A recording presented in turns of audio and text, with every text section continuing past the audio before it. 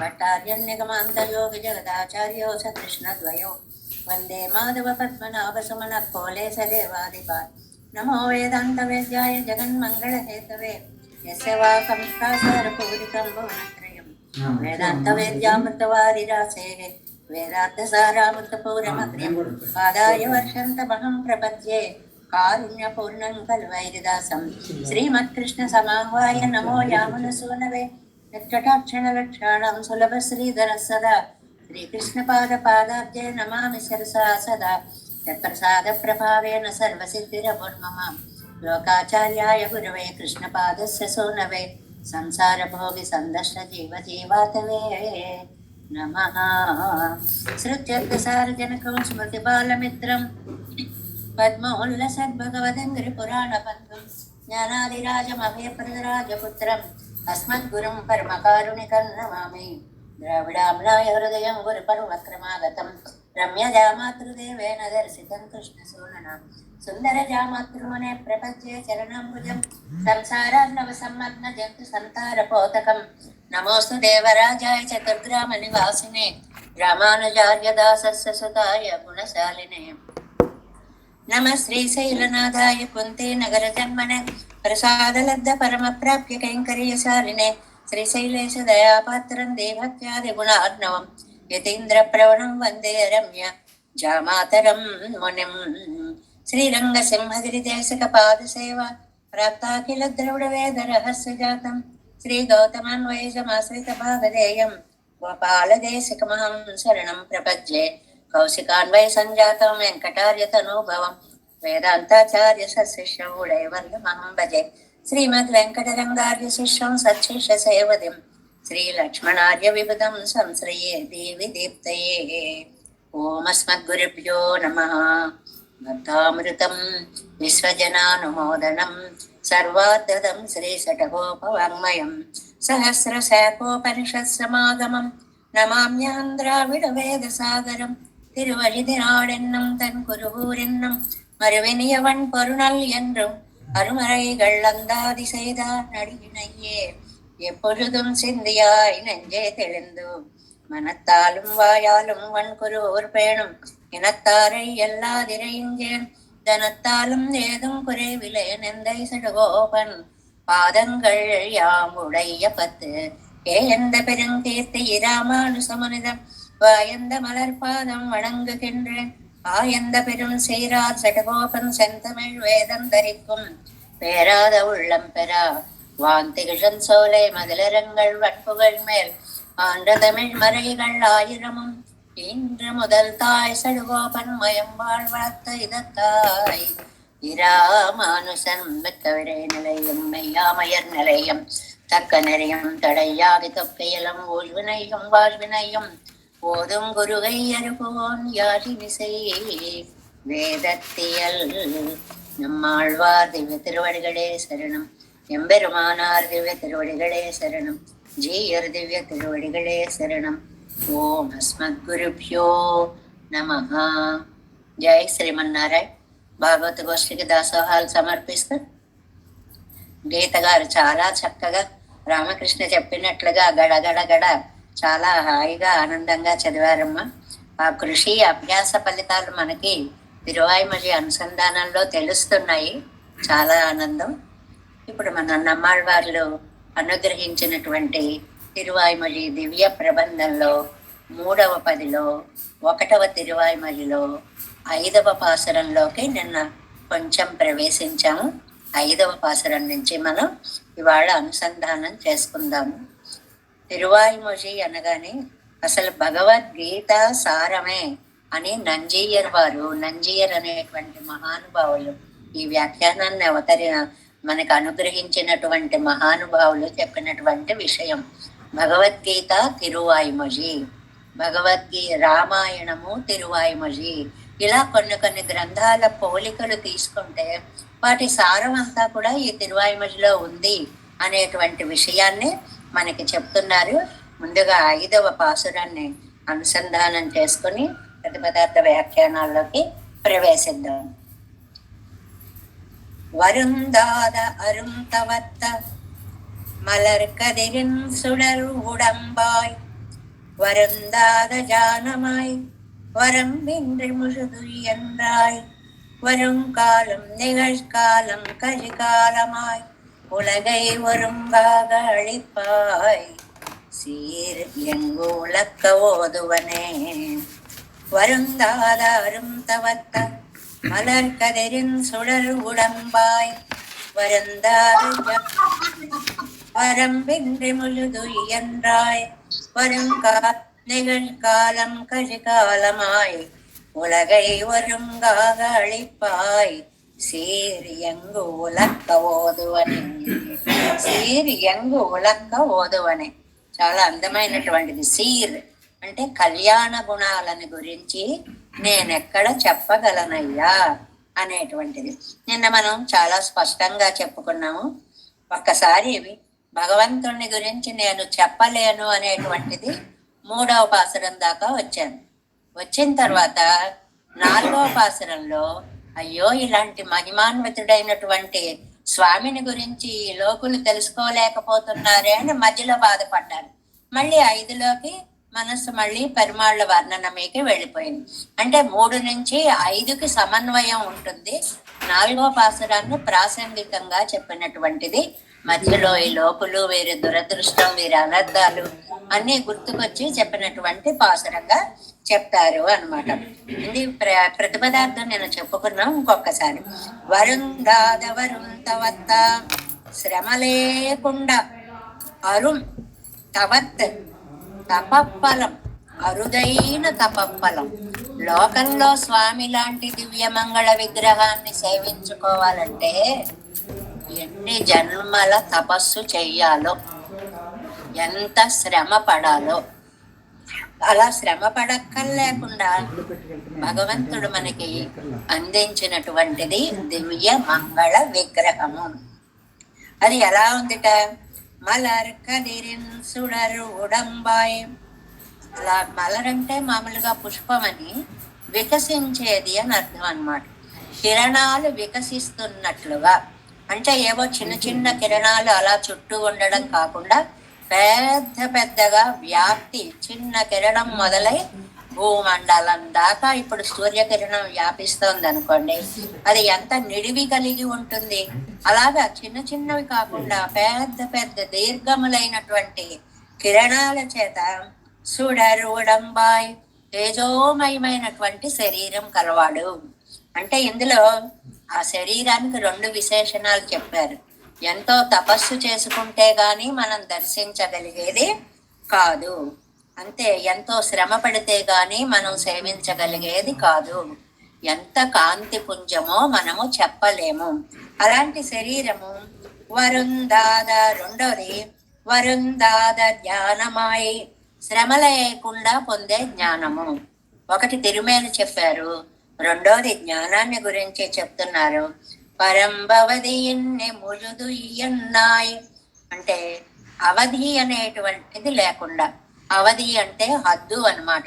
ప్రతిదానికి కూడా ఒక 3 హద్దులు ఉంటాయి. కాలం హద్దు ఉంటుంది, దేశం హద్దు ఉంటుంది, వస్తువు హద్దు ఉంటుంది. అంటే అన్ని ఇప్పుడు కాలం ఇప్పుడే, గడిచిపోయింది భూతకాలం, వచ్చేది, ఇలా కాలానికి ఒక హద్దు, ఒక నిర్ణయం ఉంటాయి అన్నమాట. దేశం, మన దేశంలో కొన్ని రకాలు ఉంటాయి, ఇతర ప్రాంతంలో కొన్ని ఉంటాయి. ఇలా దేశాలకు హద్దులు ఉంటాయి.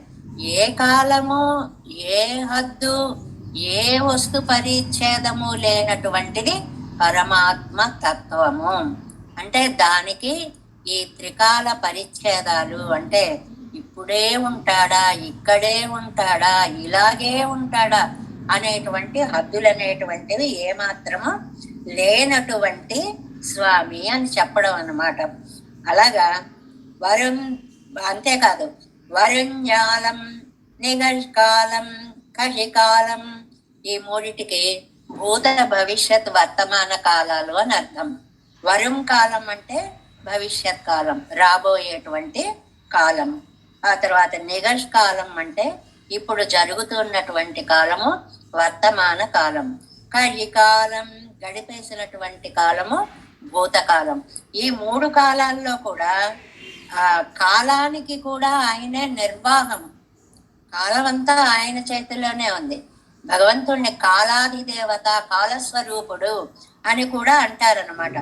అలాగా ఉలగత్తై ఒరుంకాగ అళిప్పాయి, లోకాల్ని సర్వకాలాల్లో ఒకేలా రక్షించగలిగిన సామర్థ్యం కలిగిన వాడు.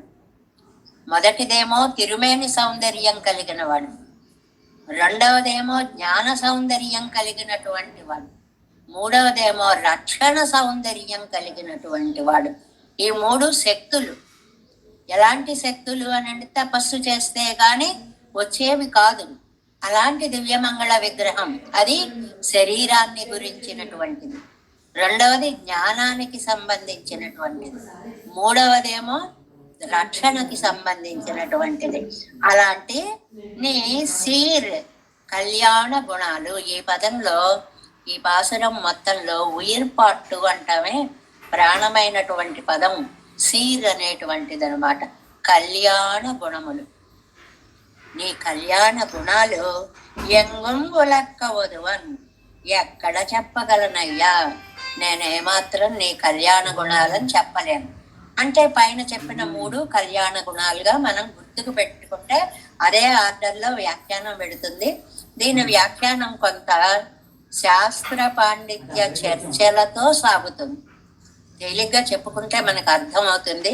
విషయం మాత్రం శాస్త్ర పాండిత్యంతో నిండి ఉంటుంది. ఎందువల్ల అంటే పరమాత్మకి ఈ పాసురంలో 3 లక్షణాలు చెప్పారు. ఒకటి, దివ్య మంగళ విగ్రహం గొప్పది. అది ఎంత గొప్పది అనేటువంటి మాటకి దాన్ని చెప్పలేము. అలాంటిది ఎంతో తపస్సు చేస్తే గాని వచ్చేటువంటిది కాదు. మనకి చూడడానికే మనం ఎంతో తపస్సు చేయాలి. అది ఆ తపస్సు చేయడం అనేది మనకు కూడా అన్వయించుకోవచ్చు. ఎన్ని జన్మల పుణ్యం ఉంటేనో గాని మనకు అందేటువంటిది కాదు. నెంబర్ 1 తిరుమేను గురించి చెప్పారు. నెంబర్ 2 జ్ఞానాన్ని గురించి చెప్పారు. ఆయన జ్ఞానం ఎంత గొప్పది. నెంబర్ 3 కాలాన్ని గురించి, రక్షకత్వం గురించి, సర్వకాలాలలో నువ్వే రక్షకుడివి అని చెప్పినటువంటిది. అంటే తిరుమేను ఒకటి, జ్ఞానం ఒకటి, రక్షకత్వం ఒకటి అనే కళ్యాణ గుణాలని నేనెక్కడ వర్ణిస్తానయ్యా, నాకు సాధ్యం కాదు అంటున్నారు ఆళ్వార్లు ఈ వ్యాఖ్యానంలోకి ప్రవేశించాక మనకి మొదటి పదంలోనే వరుందాదవరుం తవత్త మలర్ కదిరిన్ సుడర్ ఉడంబాయ్ అనేటువంటి చోటే కింద వ్యాఖ్యానాల్లో మనకి ఇతర గ్రంథాల్లో భగవద్గీత 4వ అధ్యాయంతో ఇందులో కొన్ని శ్లోకాలతోటి సమన్వయం చేసి మనకి అందించారనమాట. చెప్పుకున్నాం కదా, నంజీయర్ అనేటువంటి మహానుభావులు అసలు భగవద్గీతే తిరువాయిమొజే భగవద్గీత అనేవారటండి. అంత శ్లోకాలతో ఆ కనెక్టివిటీ, అలాగా సమన్వయము అనేటువంటిది అంత చాలా చక్కగా చేసినటువంటిది అనమాట. ఎక్కడండి 4వ అధ్యాయంలో ఈయనకి నవ్వొచ్చింది అర్జునుడికి. ఏదో ఇమం వివస్వతే యోగం ప్రోక్తవా నామవ్యయం, నేను వివస్వానికి చెప్పాను, వివస్వాన్ మనువుకి చెప్పాడు, మనువు ఇక్ష్వాకుడికి చెప్పాడు, ఇలా అంతా చెప్తున్నాడు కృష్ణుడు. అలా చెప్తూ ఉంటేట ఒక్కసారి ఒక చిన్న నవ్వున ప్రహసన్ అంటారు. చిన్న భలే చెప్తున్నావులే, వినేవాడు ఉండాలి కానీ చెప్పేవాళ్ళు ఎన్నైనా చెప్తారు.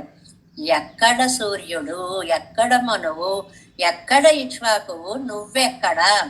అది డైరెక్ట్ గా అడిగేశాడు. అపరం భవతో జన్మ పరం జన్మ వివస్వత కథమేతద్విజానీయం త్వమాదవు ప్రాప్తవానితి. నీ జన్మ ఎప్పుడు, వాళ్ళ జన్మ ఎప్పుడు, నువ్వు చెప్పావంటే నేను ఎలాగా నమ్మగలనయ్యా అంటే అక్కడ తన యొక్క దివ్య మంగళ విగ్రహము, అవతారము, వ్యాప్తి, రక్షణ అనేటువంటి గుణాలు చెప్పే చోట 4వ అధ్యాయంలో 5వ శ్లోకం నుంచి 2-3 శ్లోకాలలో ఈ పాసురంకి సంబంధించిన వ్యాఖ్యానంతో సమన్వయం బాగా కుదురుతుంది. ఎలాగా? బహూని మే వ్యతీతాని జన్మాని తవ అర్జున తాన్యహం వేద సర్వాణి నత్వం వ్యర్థ పరంతప. నాయన, నువ్వు నేను ఒకటే అనుకుంటున్నావు, ఇదే నీ అజ్ఞానం. నీకు నాకు అనేక జన్మలు గడిచిన మాట నిజమే, కానీ అవన్నీ నాకు తెలుసు. నీకు నీ ఇప్పటి జన్మే తెలియదు, పూర్వజన్మ ఎక్కడ తెలుస్తుంది? నీకేవీ తెలియదు. అజోపి సన్నవ్యయాత్మ భూతానామీశ్వరోపి సన్ ప్రకృతి స్వామధిష్టాయ సంభవామి ఆత్మ మాయయా. ఇది చాలా సరిగ్గా సరిపోయేటువంటిది. నేను కర్మ వలన పుట్టను. ఇవాళ వ్యాఖ్యానంలో ఈ స్టేట్మెంట్ వస్తుందండి. మనలాగా కర్మవశమైన శరీరం కాదు ఆయనకి. అన్ని భూతాలని శిక్షిస్తాను. శిక్షణ అంటే ఇక్కడ రక్షణ అని కూడా మనం అర్థాన్ని తీసుకోవాలి. నా సంకల్పంతో ఇచ్చా గృహీత ఉరుదేహ అంటుంది కదండి విష్ణు పురాణం. ఇప్పుడు నేను ఇలా పుట్టాలి అని ఇచ్చ, కోరిక ఉంటే అలా పుట్టేయగలను. నీకు నాకు ఏమిటయ్యా నువ్వు పోలికని చెప్తావు? నేను ఎందుకు అవతరిస్తానో తెలుసా? యదా యదా హి ధర్మస్య గ్లానిర్భవతి భారత అభ్యుత్థానం అధర్మస్య తదాత్మానం సృజామ్యం. నా జన్మకి కాల నియమం లేదు. సరిగ్గా ఇవాళ పాసురంలో మనకి ఆ వాక్యాన్ని చెప్తారు. ఏవేం వరుంజాలం వరుంకాలం నిగష్కాలం కషకాలం అని 3 పదాలు వేశారు చూడండి. దానికి ఈ గీతావాక్యం సరిగ్గా సరిపోతుంది. నాకు కాల నియమం లేదు. ఎప్పుడైతే ధర్మస్య గ్లానిర్భవతి, ధర్మానికి గ్లాని కలుగుతుందో, ధర్మానికి ఆపద వస్తుందో, అప్పుడు సృజామి అహం తదా ఆత్మానం, నన్ను నేను ఒక అవతరించేలా చేసుకుంటాను. అంతేగాని నీలాగా కర్మానుభవం కోసం పుట్టిన శరీరం కాదు. సరిగ్గా పాసురంకి ఈ శ్లోకాలకి ఎంత సమన్వయమో చూడండి. ఎందుకు పుడతావయ్యా? పరిత్రాణాయ సాధూనం వినాశాయ చ దుష్కృతం ధర్మ సంస్థాపనార్థాయ సంభవామి యుగే యుగే. 3 పాయింట్స్ చెప్పారు. సాధువులని రక్షించడం కోసం, చెడ్డవాళ్ళని నశింపచేయడం కోసం కూడా, ధర్మాన్ని స్థాపించడం కోసం, వినాశాయ చ, పంట కోసం వేసుకుంటే కలుపు మొక్కలు తీస్తాం కానీ కలుపు మొక్కలు తీయడం కోసం పంట వేయం కదా అని చెప్తారు చాలా వ్యాఖ్యానాల్లో. అలాగే ఇక్కడ సాధువులని రక్షించడం కోసం వచ్చి పనిలోపనిగా దుష్టులను కూడా నశింప చేస్తాను, ధర్మాన్ని సంస్థాపిస్తాను. కాబట్టి నువ్వు ఒక్కటి తెలుసుకో అర్జున, ఈ మొట్టమొదటిది పాసురంలో వరుందాత అరుంతవత్త, ఈ పదానికి చూడండి, జన్మ కర్మ చమే దివ్యం, సరిగ్గా సరిపోతుంది. నాది నీలాగా కాదయ్యా, ఇది చాలా దివ్యమైనది. ఏవయ్యో వేత్తి తత్వతః త్యక్త్వా దేహం పునర్జన్మ నైతి. అవి 2 కలిపి చదవాలి. భగవద్గీతలో చదివేటప్పుడు త్యక్త్వా దేహం పునర్జన్మ నైతి మామేతి సోర్జున అని చదువుతాం లోకం అంతా కూడా. అలా చదువుకోటండి. త్యక్త్వా దేహం పునర్జన్మ నైతి మామేతి సోర్జున, దేహాన్ని వదిలిపెట్టి నన్ను పొందుతావు. ఇది పునరావృత్తి రహితమైనటువంటిది. ఇప్పుడు మనం అన్నీ చదివేస్తున్నాం అనుకుంటాం కానీ మనకు ఆపుదలలు నిలుపుదలలు అవన్నీ కరెక్ట్గా తెలియవు. వాటితో కూడా సహా మనం పాటించి చదివితే అది అర్థానుసంధానంకి చాలా సరిపోతుంది అనమాట. అందువల్ల చాలా బాగుంటుంది అని చెప్తారు. అలాగే ఇవాళ పాసురానికి మొత్తం 4వ అధ్యాయంలో ఆ శ్లోకాలతో సమన్వయం చాలా చక్కగా కుదిరింది. ఇప్పుడు చూడండి 7 వ్యాఖ్యానంలోకి ప్రవేశిద్దాం. 13వ పేజీ, 5ஆம் பாட்டு. 3ஆம் பாட்டுக்கும் இப்பாட்டுக்கும் నేరే సంగతి. 3వ పాసురానికి 5వ పాసురానికి సమన్వయం చెప్పుకోవాలి. మరి 4 ఏమైపోతుందండి? నాటారి ఇజవు నడువు ప్రసంగాత్ ప్రస్తుతం ఇత్తనై. అయ్యో పాపం లోకులు గమనించలేకపోతున్నారే అని మధ్యలో మాట వరుసకి అనుకున్న మాట. సంగతి అనేది మాత్రం పూర్వాపర సమన్వయం మాత్రం 3 నుంచి 5కి వెళ్ళాలి. నిన్న చాలా ఉదాహరణలు చెప్పుకున్నాం. ఒక దాని గురించి నిడివిగా మాట్లాడుతూ మధ్యలో ఏదో ఒక క్షణం మాట్లాడి మళ్ళీ ఇది కంటిన్యూ చేసినట్లుగా లోకులు బాధపడుతున్నారే అని ఒక మాట అనుకున్నారు 4లో, 3 నుంచి మళ్ళీ కంటిన్యూ చేసి 5వది వెళుతోంది. గోవింద పண்புரைக்க మాటేనే ఎన్ను సొల్లువానేన్ పెరుమాళ్ళు అన్నట్టుగా నమ్మాళ్ళవారు అనుకుంటారు అని నంబిళ్ళయ్య గారు చెప్తారు. ఈ వ్యాఖ్యానంలో గొప్పతనం ఏంటంటే అక్కడ పరమాత్మ అడగలేదు, నమ్మాళ్ళవార్లు ఏమనుకున్నారో తెలియదు. నంబిళ్ళయ్య గారు మాత్రం ఓహో పరమాత్మ నమ్మాళ్ళవార్లని ఇలా అడిగితే ఆయన ఇలా సమాధానం చెప్తున్నారు అని ఒక సమన్వయాన్ని కల్పిస్తారనమాట. నాటార్ పేరిలవి కిడక్కిడేర్, లోకంలో వాళ్ళందరూ కూడా దుఃఖంలో ఉన్నారు, వాళ్ళకి చెప్పడం చేత కాదు. మయర్వర మొదలెలరం పెరుగయ్యాలే నీరు వ్యావృత్తరే, మీరు లోకులు వేరు కదండి నమ్మాళ్ళవారే, మీరు వేరు లోకులు వేరు. లోకులు దుఃఖంలో మునిగి ఉన్నవాళ్ళు, వాళ్ళకి చేత కాదు. మీకు మయర్వర మొదలెలం అరుళనన్, ఇది ఒక ప్రాణప్రతిష్ఠ అయిన పదం. శ్రమ లేకుండా జ్ఞానాన్ని పొందినటువంటి అద్భుతమైన జీవితం మీది. మీరు జ్ఞానాన్ని పొందారు, మరి తెలుసున్నటువంటి మీరెందుకు చెప్పలేడు? వ్యావృత్తారంటే ప్రతిసారి చెప్పుకుంటున్నాం, అంతకంటే మీరు వేరు కదా అంటవను. వాళ్ళలా కాదు కదండి, మీరు వాళ్ళకంటే మీరు వేరు కదండి. నాటారి వ్యావృత్తరా అని అడవేయో, వాళ్ళకంటే మీరు స్పెషల్ కదా. విండురాలయం వ్యావృత్తరే, అసలు నిత్య సూర్యుల కంటే గొప్పవారు కదా మీరు. మీకు అలాంటి జ్ఞానాన్ని నేను ఇచ్చాను కదా, నేను నమ్మైపోయేసమాటీరో, మీరు నా గురించి చెప్పలేరా ఇంత గొప్పవారు అన్నా అని స్వామి అన్నాడని అనుకుని, వ్యావృత్తనాక్యాయ్ ఇతనయ్యలదు, వేరు అనేది నిజమేనయ్యా, నువ్వు నాకు జ్ఞానాన్ని ఇచ్చావయ్యా, కానీ ఉన్న ఈ సావధియాకి తెల్లయ్యే ఎంగిరార్, నిన్ను మొత్తం వర్ణించాలంటే నా శక్తి కాదు. ఇంకా ఒక్కొక్కటి చెప్పుకుంటూ పెడతారనమాట. ఇది నాకు శక్తి కాదు, ఇది నాకు శక్తి కాదు, ఇది నాకు శక్తి కాదు, చేత కాదు అలా అనుకుంటూ చెప్పుకుంటూ పెడతారనమాట.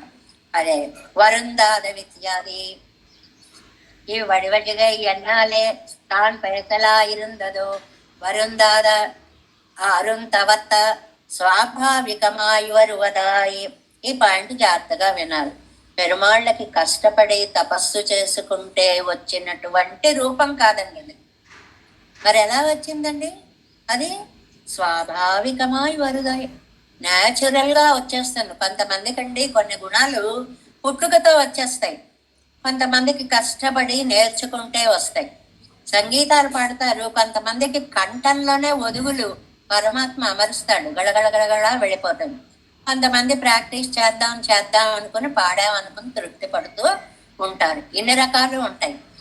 ఒరిజినల్గా రావడం వేరు, స్వభావ సిద్ధంగా రావడం వేరు, పరమాత్మ అనుగ్రహం వేరండి. ఏ గుణమైనా సరే దానికి ఇక్కడ ఎంత బాగా చెప్తున్నారో, స్వాభావికమాయి వరువదాయి, అవి మీకు ఆళ్వారు స్వతసిద్ధంగా వచ్చిన గుణాలు. మిగవం వికసిత కిరణ తేజోరూపనాయ్ తవ మిగుది చెప్పలేనంత వికసిత కిరణ తేజోరూపనాయ్. పరమాత్మ యొక్క శరీరము అలా కిరణాలు వికసిస్తున్నట్లు ఉంటుంది అని. అసలు ప్రతి పదానికి అక్షరం అర్థం చెప్పుకోవాలండి. మనం ఏదో ఓవరాల్ గా చెప్పుకు వెళ్ళిపోతున్నాం కానీ, వికసిత కిరణం ఏమిటండి? కిరణాలు వికసించడం ఏంటి అంటే, కిరణాలు మామూలుగా చుట్టూ అలా కొంచెం వస్తాయి, అలా మొత్తం ప్రసరించి అలా వస్తూ కాంతిని అలాగ వెదజల్లుతున్నాయా అన్నట్లుగా ఉండేటువంటి ఒక వికసిత కిరణ తేజస్సు. అలాంటి శరీరం అయ్యా నీ శరీరం.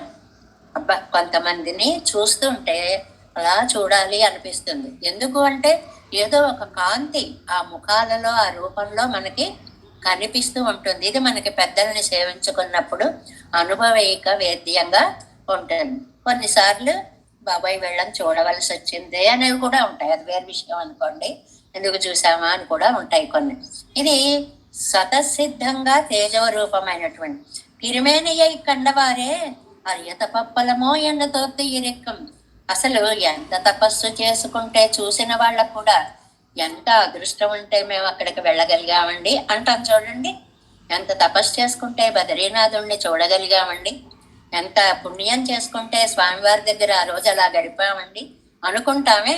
అలా భగవంతుడి యొక్క దివ్యమంగళ విగ్రహాన్ని చూడాలి అంటే అసలు ఆ మనస్సు అటువైపు ప్రవర్తించాలి అంటేనే ఎన్నో జన్మల పుణ్యం ఉండాలి. లేకపోతే పక్క నుంచి పోతాం తప్ప చూడాలి వినాలి అని కూడా మనం అనుకోం.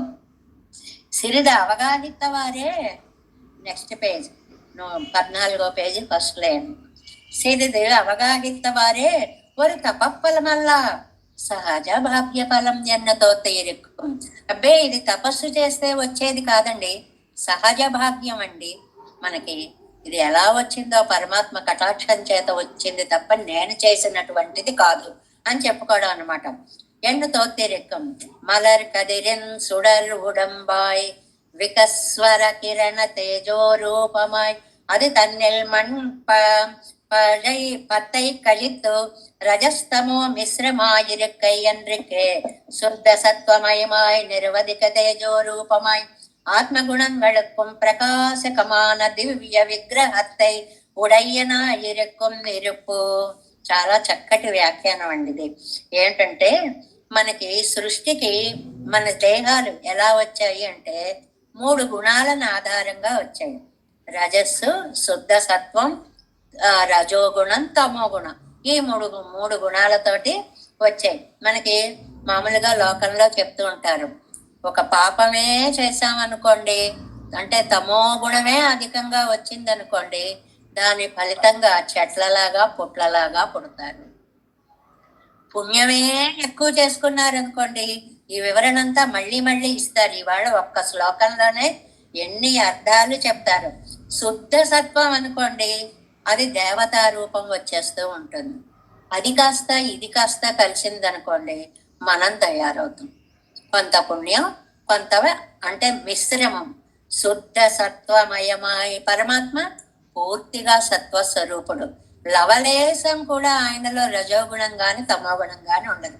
నిరవధిక తేజో రూపమై ఆత్మగుణంగళత్వం ప్రకాశకమాన దివ్య విగ్రహత్తై ఉడయ్యనాయిరుక్కు మెరుపు. ఆయన్ని చూస్తేట దేహ గుణాలు కనపడమే కాదుటండి, ఆత్మ గుణాలు కూడా కనిపిస్తాయట. ఎలా తెలుస్తాయండి? మనిషిని చూస్తే మనిషి లావుగా ఉన్నాడా, సన్నగా ఉన్నాడా, కళగా ఉన్నాడా, ఏదో తెల్లగా ఉన్నాడా, ఇలా దేహ గుణాలు తెలుస్తాయి. కానీ ఆత్మ గుణాలు ఎలా తెలుస్తాయండి? ఒక్క నిమిషం ఆ వ్యక్తిని పరిశీలిస్తే ఎవరో ఒక ఆపదలో ఉన్నవాడు ఇలా ఏదో సహాయం చేస్తుంటాడు, ఓహో ఉపకారకుడు అనమాట, అందరినీ ఆదుకునేవాడనమాట. ఏదో భగవత్ సన్నిధి ముందు నుంచి వెళితే దండం పెట్టుకుంటూ వెళ్తాడు, ఓహో ఇతనికి దైవ విశ్వాసం ఉందన్నమాట. లేదు మనం వెళ్ళేడికి ఒక పూజ చేస్తూ ఉంటారు, దైవారాధన విశ్వాసం ఉందన్నమాట. ఇలాగ ఆత్మగుణాలు కూడా వాళ్ళ మూమెంట్స్ లో చారిత్రమేవ వ్యాఖ్యాతి అంటుందండి రామాయణం. వాళ్ళ కదలికల వలన, వాళ్ళ మాటల వలన వాళ్ళేమిటో మనకి తెలిసిపోతూ ఉంటుంది. అలాంటిది పెరుమాళ్ళకి ఆ లోపల ఉండేటువంటి ఆత్మగుణాలు కూడా చాలా చక్కగా ప్రకాశించేటువంటి విగ్రహం. ఇదిగో కర్మ నిబంధనమాన దేహంగల్ పోల్ అండ్రిరే అండ్రిరే, మనలాగా కర్మని అనుభవించడం కోసం పుట్టిన దేహం కాదు కదా. చాలా స్పష్టంగా చెప్తున్నారు. మన అవతారానికి ఆయన అవతారానికి తేడా, మనం చేసుకున్నటువంటి కర్మాలను అనుభవించడం కోసం పుడతాం, ఆయన మనని అనుభవింప చేయడం కోసం అవతరిస్తాడు. జైల్లో వాడొకడు, ఆ జైల్లో ఉన్నవాడికి శిక్షని అనుభవింప చేసేవాడు ఒకడు. మరి అనుభవింప చేయడానికి జైలర్ కూడా జైలుకి రావాలి కాబట్టి స్వామి కూడా సంసారంలోకి దిగి వస్తాడు, అవతారాలుగా ఉంటాడు. ఇచ్చాగృహీతమానదు ఇరుప్పదు అస్మదాదిగళయ్య శరీరంగళ్ ప్రాపత్తాలేయా ఇరుప్పన శిలవం. మాలాంటి వాళ్ళ శరీరాలు అనుకోండి, కొన్నేమో మనం చేసుకున్నటువంటి పాపత్తాలే, పాపం వల్ల వచ్చేవి. ఏమంటే చెట్లు పుట్టలు మొదలైనటువంటి జన్మలు. మనకి ఉన్న విలువలు తెలియవండి. మాట్లాడుతున్నాం, నోరుంది, అదో పెద్ద విషయమా అనుకుంటాం, లోకంలో అందరికీ ఉంటుంది. నోరు లేని వాడిని చూసినప్పుడు అయ్యి బాబా ఈ వాక్ ఇచ్చాడు భగవంతుడు అనిపిస్తుంది. వినలేని వాడిని డెఫండం చూసామనుకోండి, పాపం వినపడదు కదా అని వాళ్ళమే జాలి.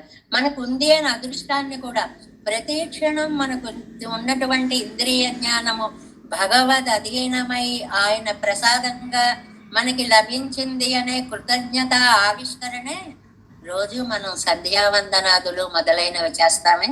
అవన్నీ ఓట్ ఆఫ్ థ్యాంక్స్ చెప్పుకోవడం అనమాట. నాయన ఇంత ఇదా అని మగవాళ్ళు చేస్తారండి, చేసేవాళ్ళు అనుకోండి అంతర్జ్ఞానం.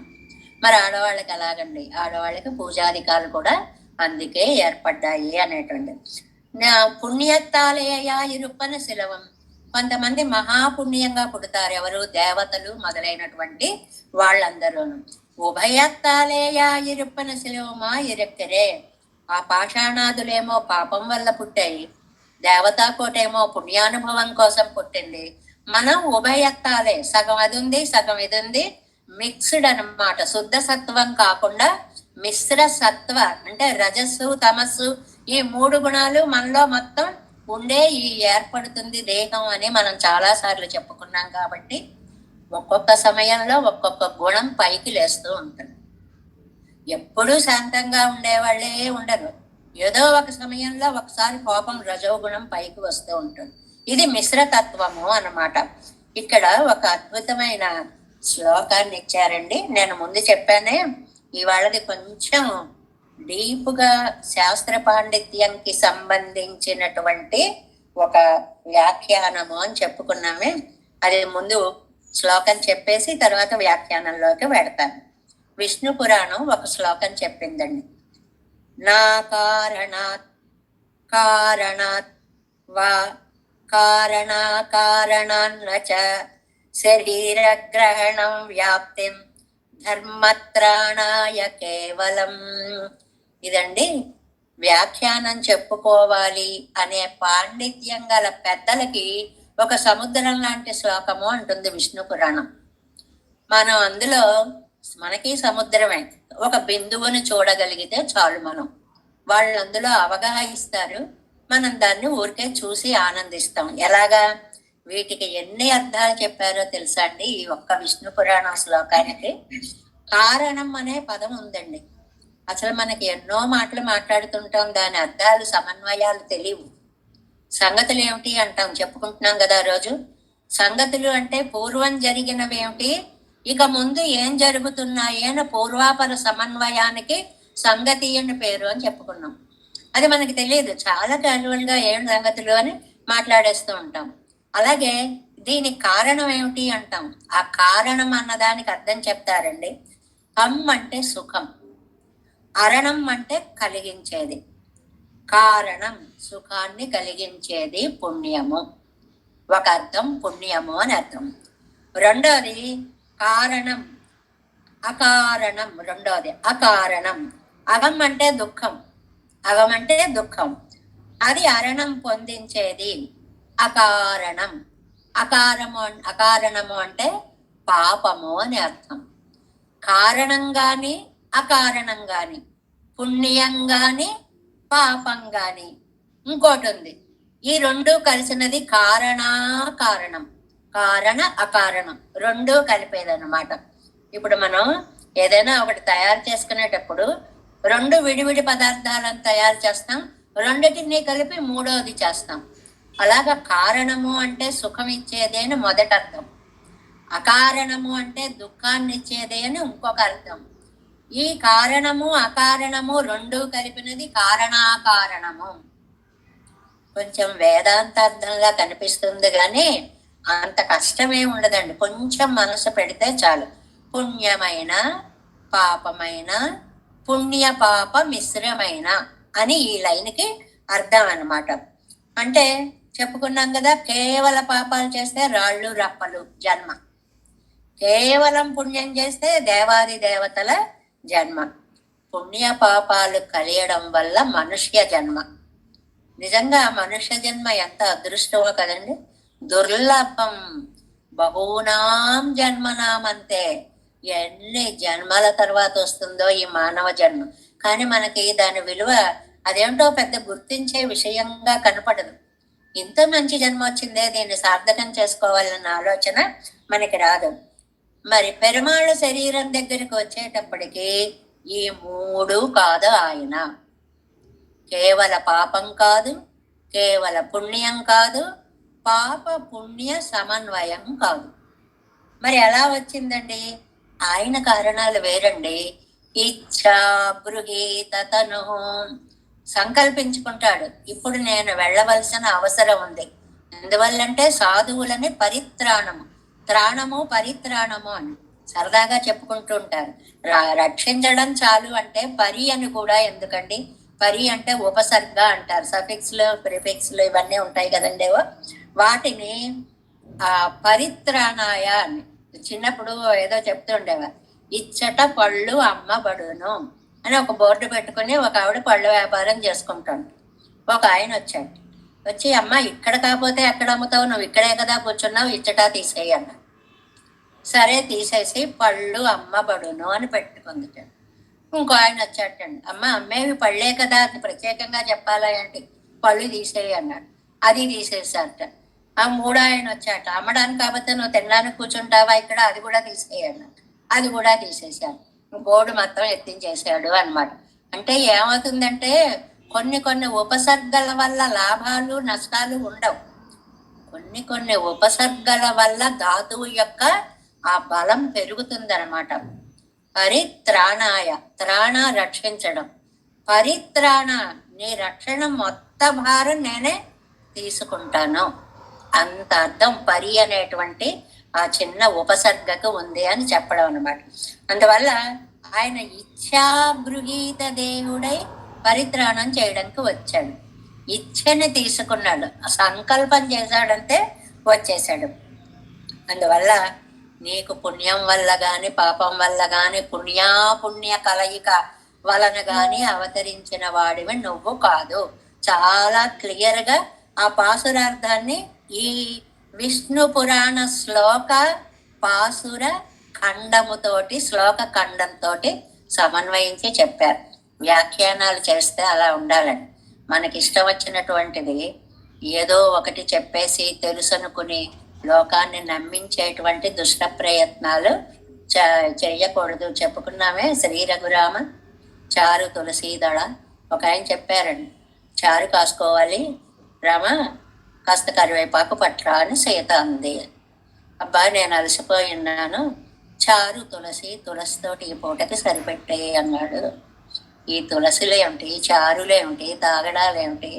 ఎందుకంటే మిడిమిడి జ్ఞానాలతోటి తెలిసి తెలియకుండా చెప్తామని చెప్పే వాళ్ళకి ఒక మంచి సూచన అన్నమాట ఇది. తెలిస్తే చెప్పండి, లేకపోతే లేదు తప్ప అజ్ఞానంగా ఏదో ఒకటి దుష్ప్రచారాలు చెయ్యొద్దు అనేటువంటిది. ఇంకా రెండవ అర్థం అండి ఈ శ్లోకంకి. రెండవ అర్థం ఇందాక ఏం చెప్పుకున్నాం? కారణం అంటే సుఖం, అకారణం అంటే దుఃఖం, అంటే పుణ్యం పాపం అని చెప్పుకున్నాం. ఇంకా రెండవది కారణం అంటే ప్రయోజనం, అకారణము అంటే అప్రయోజనం. ఒకటి ప్రయోజనము, ఒకటి అప్రయోజనము. అంటే మూడవది కారణము, అది ఏదో సుఖాన్నే అనుభవించాలా దుఃఖాన్నే అనుభవించాలా కాదు, ఏది అందితే అది అనుభవించడం, రెండు మిక్స్ అయి ఉంటుంది అన్నమాట. అంటే అర్థంలో కారణ అనేటువంటి పదానికి ఇందాక చెప్పుకున్నది సుఖ దుఃఖాలైతే ఇక్కడ చెప్పుకున్నటువంటిది ప్రయోజన అప్రయోజనాలు, అది రెండవ అర్థంగా మనకి చెప్పారన్నమాట. ఇంకా మూడవది ఒకటి ముందు ఎందుకు చెప్పేస్తున్నానంటే మనం పంతి మీద చెప్పుకునేటప్పుడు తేలిగ్గా అర్థమైపోతుంది, ముందు ఇది అర్థమైపోతే, అందుకోసం ముందు చెప్తున్నాను. ఇంకా మూడో కారణం ఉందండి, ఇది మూల ప్రకృతి. ఇది అంతా భగవద్గీతతో అలా విడదీయరాని సంబంధం ఉన్న పాసురంగా దీన్ని వ్యాఖ్యాతృకారులందరూ కూడా చాలా చక్కగా చెప్పారండి. ఇక్కడ మనకి కారణం అంటే మూల ప్రకృతి అన్నాడు. అసలు తత్వాలు అనేటువంటివి ఎన్ని ఉన్నాయి అని అంటే 24 తత్వాలు ఉన్నాయండి. 25వ తత్వం మకారము అనేది జీవుడండి. 26వ తత్వము భగవత్ స్వరూపం అండి అని మన వాళ్ళు సరదాగా చెప్తారు. మనకంటే కూడా ఇంగ్లీష్ వాళ్ళు చక్కగా 26 అక్షరాలు పెట్టుకుని తత్వాలన్నీ తెలుసుకున్నారు అని, అందుకే వాళ్ళు గాడ్ అని ఏర్పాటు చేసుకున్నారు. చెప్పుకున్నాం కదండి, జీ ABCDEFG అది అక్కడికి వచ్చేటప్పటికి 7 అయింది. ఓ దగ్గరికి వెళ్ళేటప్పటికి ABCDEFGHIJKLMNO 15కి వెళ్ళిపోయింది. అది డి అంటే 4కి వెళ్ళింది. ఈ 3 మిశ్రమం చేస్తే గాడ్ అంటే 26 తత్వాలు అని అర్థం అయిపోయింది అని చెప్పి ఊరికే చమత్కారంగా సరదాగా చెప్పుకుంటూ ఉంటారన్నమాట. అంటే 24 తత్వాలు ఉన్నాయి, 65 జీవతత్వము, 26వది పరమాత్మ తత్వము. ఇంకా ఈ తత్వాలకి మనకు అర్థమవడం కోసం వ్యాఖ్యానంలో ఎన్ని విశేషాలు చెప్పారండి. అసలు ఒక్కటి మొట్టమొదటిది మా మూల ప్రకృతి అని ఒకటి ఉందండి. దీన్ని కారణము అంటారు. నెంబర్ 1 మూల ప్రకృతి అనేది. ఇది మనం తత్వత్రయంలో చాలా చాలా వివరంగా చెప్పుకున్నాం. తత్వాలు, వాటి యొక్క స్థానాలు, వాటి నిర్ణయాలు, అర్థ సందర్భాలు ఇవన్నీ మనం బాగా చెప్పుకున్నాం. ఇక్కడ కూడా ఒకసారి మనకు గుర్తు చేశారు. ఎందుకంటే ఎప్పుడు తిన్నా పరగడుపు చద్దన్నం అనే ఒక సామెత ఉంది చూడండి. అప్పటికప్పుడే అది అయిపోతుంది, మళ్ళీ రెండోసారికి రెడీ అయినట్లుగా. అప్పుడు ఏదో విన్నామండి, గుర్తు లేదండి. ఇప్పుడు ఎక్కడండి అంటాం కదా, మనం అందరం అలాంటి వాళ్ళం. కాబట్టి మళ్ళీ చెప్పాను, ప్రకృతి అనేది మొట్టమొదటిదండి, నెంబర్ 1. తర్వాత కారణాకారణం అని ఒక పదం వాడారే ఈ శ్లోకంలో. అసలు ఎంత మంచి అర్థాలు చెప్పారో. కారణాకారణం ఏమిటి? కారణాకారణాలు అంటే ఇవి 7 ఉన్నాయి. ఒకటి మహాన్ అంటారు, రెండవది అహంకారం అంటారు, మూడవది శబ్ద స్పర్శ రూప రస గంధాలు అంటారు. తన్మాత్రలు ఉన్నాయి కదా, పంచభూతాల యొక్క తన్మాత్రలు అంటారు వీటిని. శబ్ద స్పర్శ రూప రస గంధాలు, ఈ 5 మహాన్, అహంకారము, మొత్తం 7 అయ్యాయి. ఈ 7ను మొట్టమొదట మహత్ అని చెప్పుకున్నాం, మూల ప్రకృతి అని చెప్పుకున్నాం, 8 అయ్యాయి. ఇంకా 24లోనూ 8 పోతే 16 ఇంకా రావాలి కదండి. ఆ 16 ఏమిటి అంటే పృథివీ తేజో వాయు ఆకాశాలు 5, కర్మేంద్రియాలు 5, జ్ఞానేంద్రియాలు 5, మనస్సు 1, 16. ఈ 16టిని కార్యము అంటారు. కార్యము అంటారు. అప్పుడు మొత్తం 24 తత్వాలు వచ్చాయి. ఇది ఎంత శాస్త్రమో. ఇది మనం వాటి పేర్లు మాత్రమే చెప్పుకుంటున్నాం. మనం తత్వత్రయంలో వీటన్నిటినీ అదంటే ఏమిటి, అదంటే ఏమిటని అన్ని తత్వాలకి నిర్వచనాన్ని చెప్పుకున్నాం. విన్న వాళ్ళందరికీ గుర్తుండి ఉంటుంది. 1 మూల ప్రకృతి, 7 కారణాకారణాలు, అక్కడికి 8 అయ్యాయి.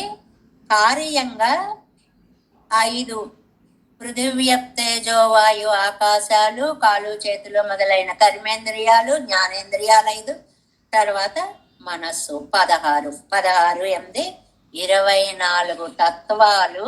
25వది జీవతత్వము, 26వది పరమాత్మ తత్వము అనేది 3వ అర్థం అండి. చిన్న శ్లోకం అండి.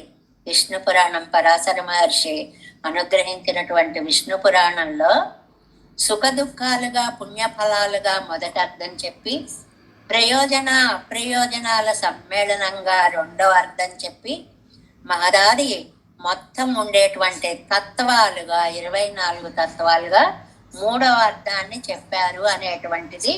ఇది ఎంత పెద్ద సబ్జెక్ట్ చూడండి. మనం ఊరికే స్పృశిస్తూ వెడుతున్నాము.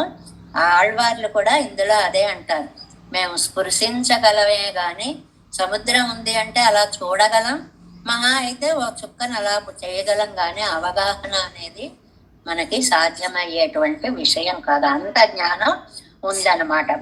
ఇప్పుడు చూడండి 14వ పేజీలో మన 7 వ్యాఖ్యానంలో నా కారణాత్ అంటే నా అకారణాత్, కారణత్వ అంటే కారణాత్, కారణాకారణాన్నచ కారణంతో అకారణంతో 3 అర్థాలు మనం ఇప్పుడు చెప్పుకున్నాం. అకారణమెంగరదు కార్యత్తై, కారణమెంగరదు మూల ప్రకృతి అయి. ఇప్పుడు నేను చెప్పిన ఆ 24 తత్వాల వివరణ ఈ వ్యాఖ్యానంలో వస్తాను.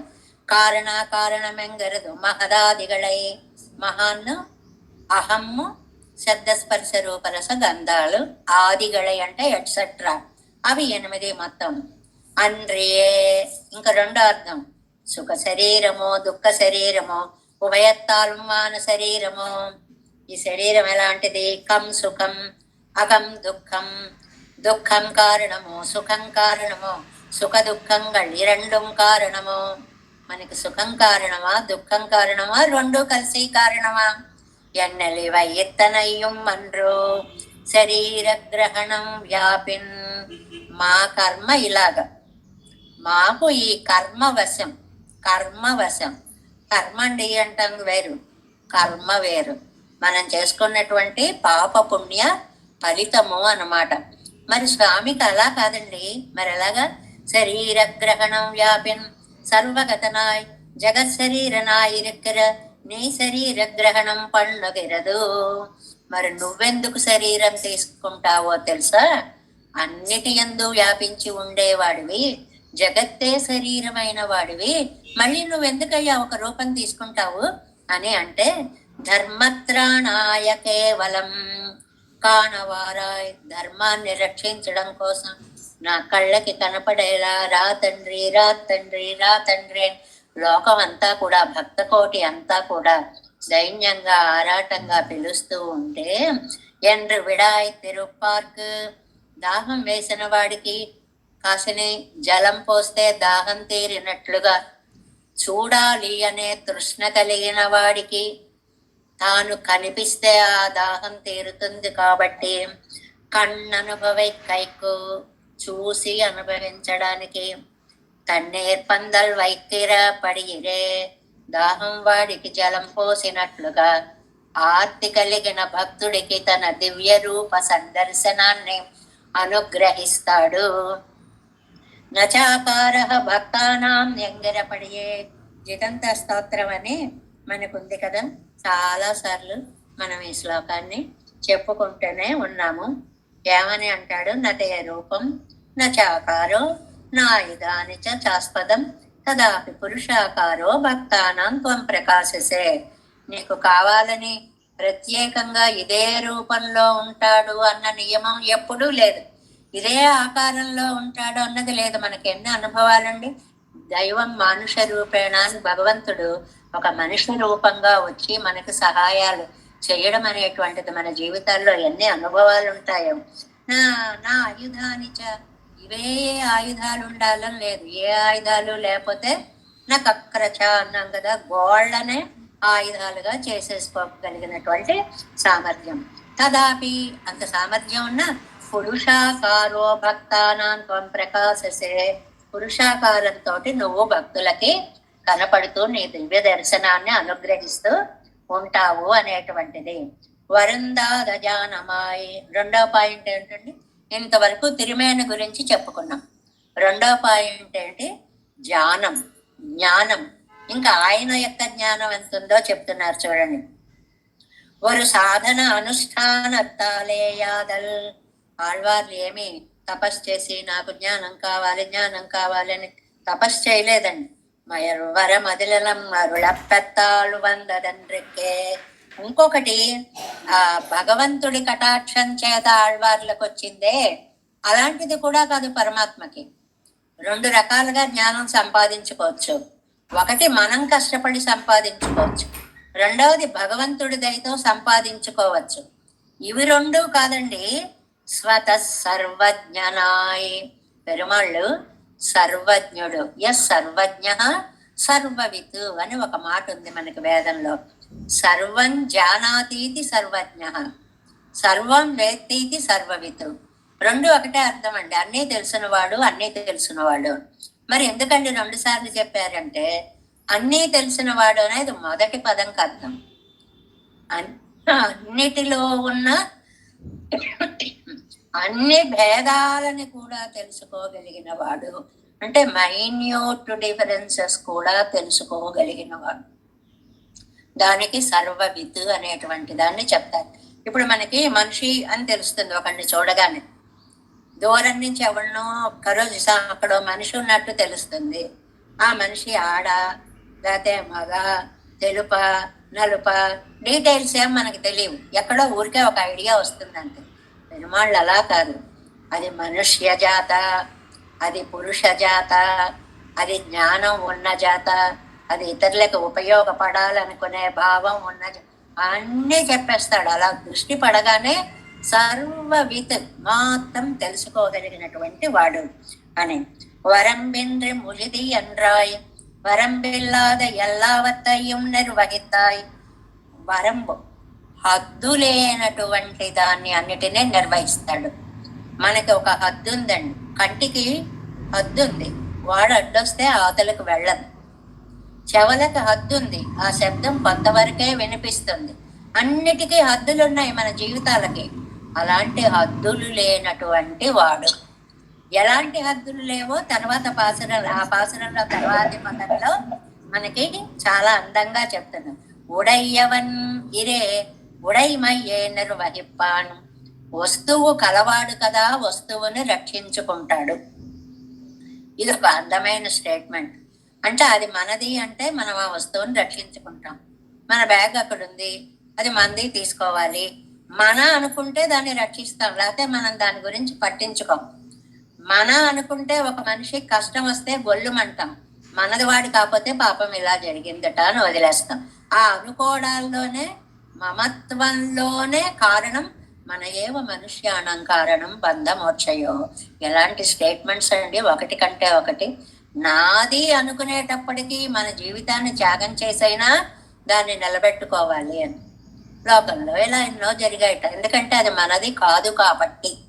ఆ మాటని ఇక్కడ హద్దు వరంబు ఇల్లాద ఎల్లావత్తయ్యం నిర్వహిస్తాయి. పరమాత్మకి ఇలా హద్దులు అనేటువంటివి లేవు. సర్వజ్ఞుడు, సర్వము తెలిసినవాడు, సర్వంలో అంతర్యామిగా ఉన్నదాన్ని తెలుసుకున్నవాడు, సర్వాన్ని శాసించగల నియమన సామర్థ్యం కలిగినవాడు. అందుకని ఆయనకి ఈశ్వరుడు అని పేరు. ఈశ్వరుడు అంటే శివుడు అని కాదండి అర్థం. ఈశ్వర నియమన సామర్థ్యవాన్. ఏదైనా శాసించగలిగి ఉండాలి.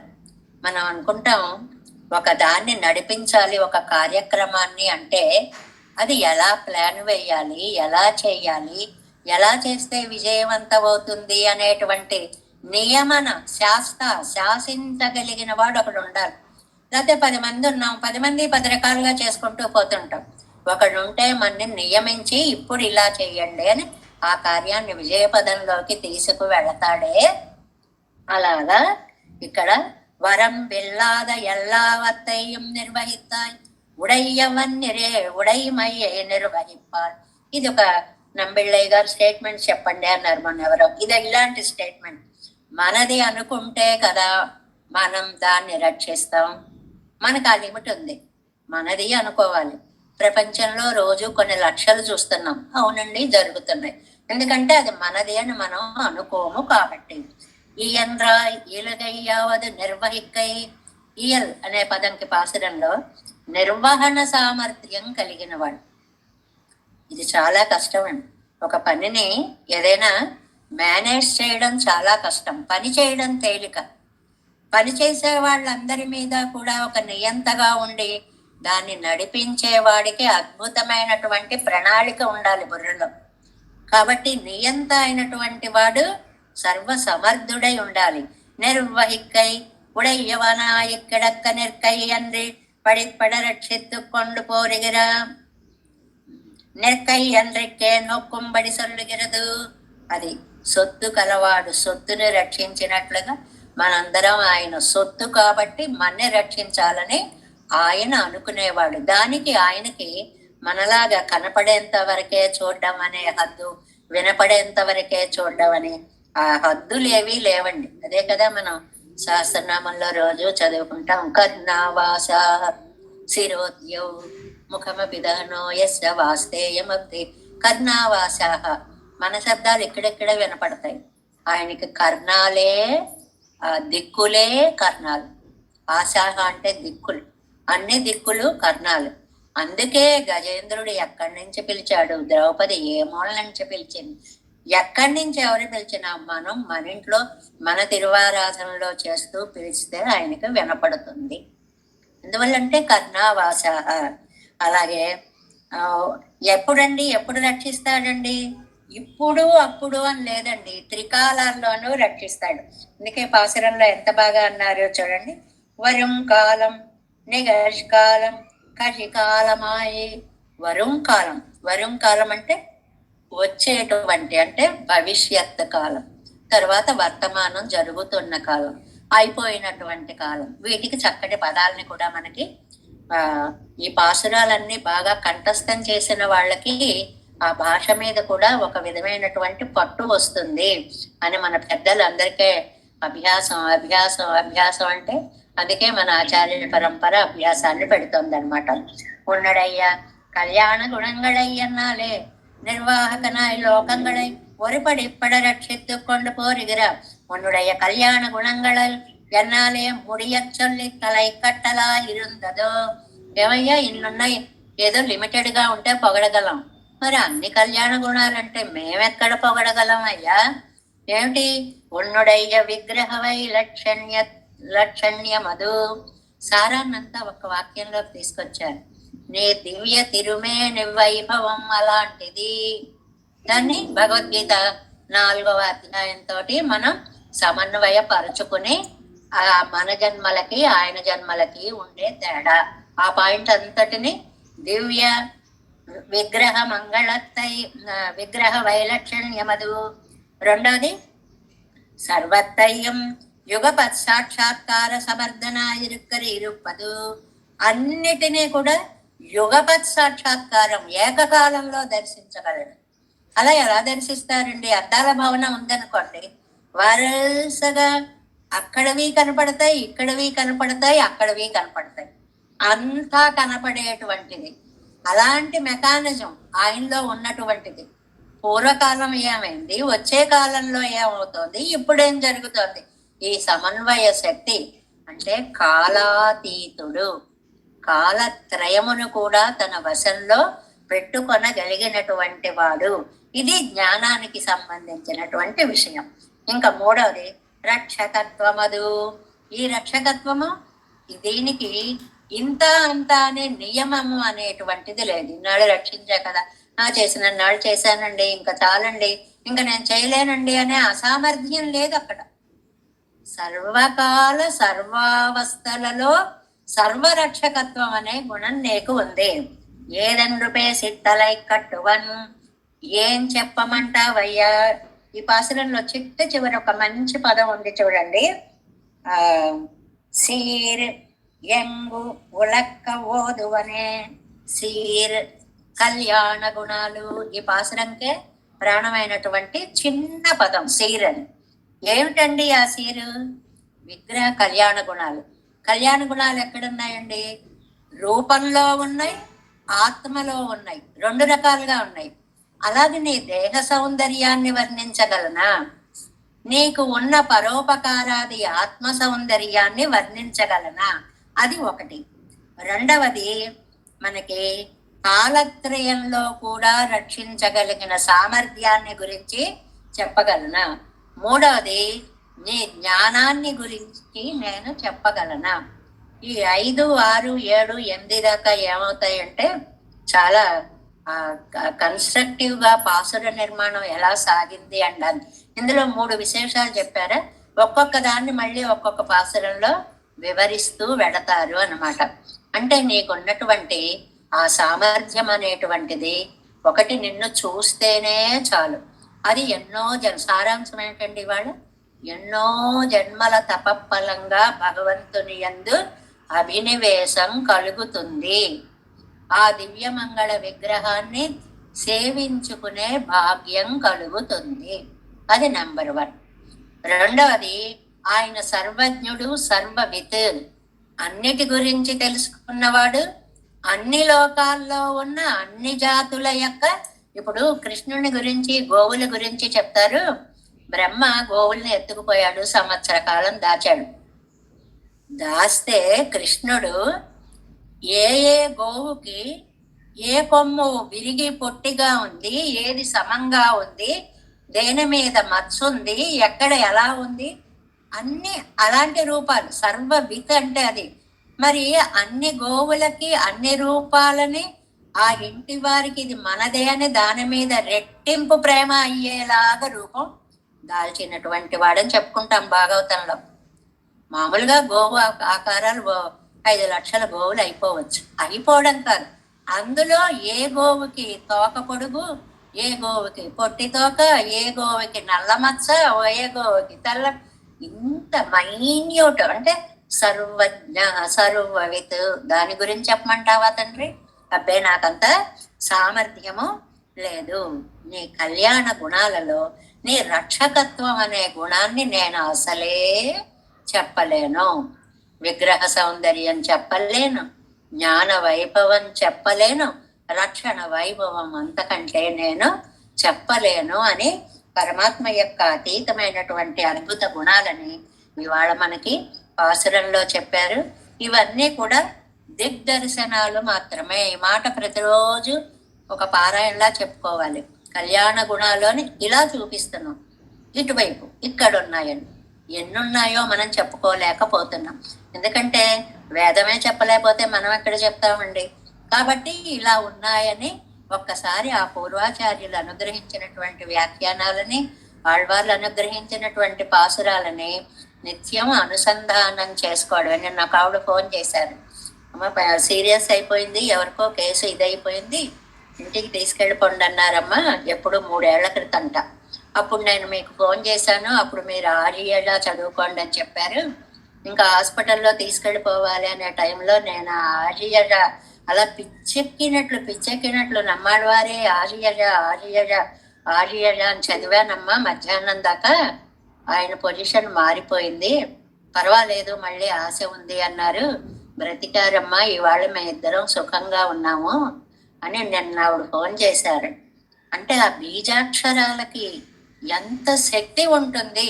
ఇది మనం ఏదో పురాణంలా ఉపన్యాసంలా చెప్పుకోవడం కాదు, ప్రాక్టికల్గా లాభం పొందిన వాళ్ళ అనుభవాలు కూడా మనం పొందగలుగుతున్నాం అన్నమాట. కాబట్టి దీన్ని చక్కగా వింటూ అభ్యాసం చేసుకుంటూ మన జీవితాలు తరించాలని మన ఆచార్య పరంపర మనకి ఒక అద్భుత అవకాశాన్ని ఇచ్చింది.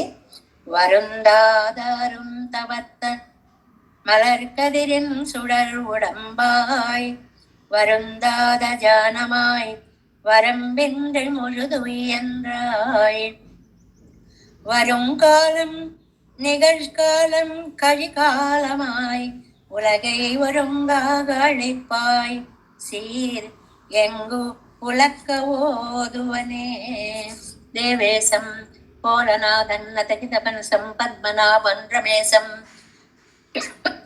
లోకార్యం కృష్ణయుగ్మేన చ నిగమశిరో యోగి భట్టార కవచ గోవిందం కూరనాదేన చ సహ కురుకే సంధు సింధుం యతీంద్రం మాలాధృతియామునార్యౌ మమ హృది నిదనే రామ పద్మాక్షనాదాం తిరు అరుణ్మాల్ సేన முதலி செடகோபன்னாது மனசீருய்ய கொண்டார் மணக்கால் நம்பி சென்றான் ஆள வந்தார் குருமாலாதரர் குருகை பிரா கம்பா மெதிராசர் கோவிந்தர் கூரேசர் பட்டர் வேதாந்தமனேரு கண்ணக்கம் உடைய நம்பிள்ளை இவர் ஈழத்தற்கே எந்த மாதவர் பற்பனாபரிவருளாள திருவடியொன்றிய தேவ பெருமாள் கை கண்டருளம் திருமலையாழ்வார் பதங்கள் முன் என் உள் சேரந்தனவே. நமோஸ்து தேவராஜாய சதுர்கிராம நிவாசினே ராமானுஜாரிய தாச சசுதாய குணசாலினே நம ஸ்ரீ சைலநாதாய कुंती नगर जन्मने प्रसाद लब्ध परम प्राप्य कैंकर्यशालिने श्रीशैलेश दया पात्रं देवत्यादिगुणार्णवं नितीन्द्र प्रवणं वन्दे